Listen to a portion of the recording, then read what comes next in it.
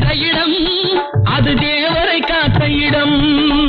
ஆவணி மாசையிலும் வரும் ஐப்பசி திங்களிலும் அன்பர் திருநாள் காணும் இடம், அன்பர் திருநாள் காணும் இடம். அசுரரை வென்ற இடம் அது தேவரை காத்த இடம்.